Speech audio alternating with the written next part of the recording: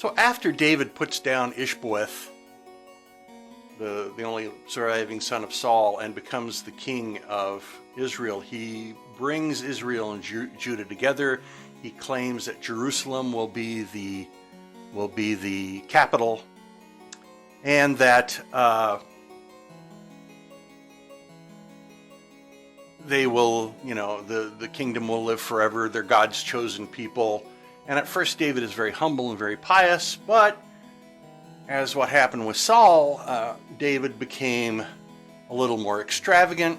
He had 2 wives already. He had some children. And one night he couldn't sleep, and he's walking out on the parapet fortress that he's living in, and he looks down and he sees a very beautiful woman taking a bath in the moonlight. Her name is Bathsheba.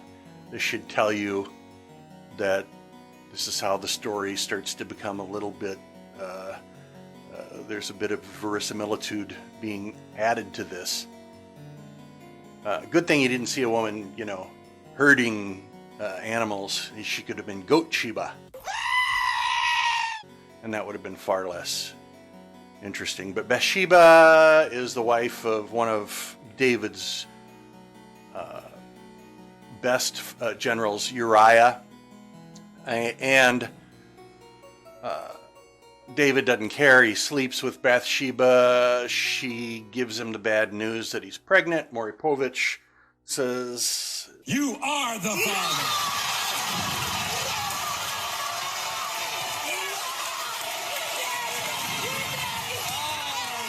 And now David starts to panic, and instead of looking spiritually to the Lord, he and Nathan, who is his spiritual advisor and prophet, he calls for Uriah to come back to Jerusalem, see his wife. Hopefully Uriah will sleep with his wife and think the kid is his.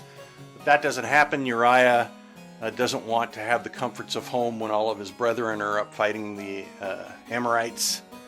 And so David sends word that Uriah is to be sent on a suicide mission. The Amorites kill Uriah, and David's happy. Bathsheba is married to the king, so she's kind of traded up.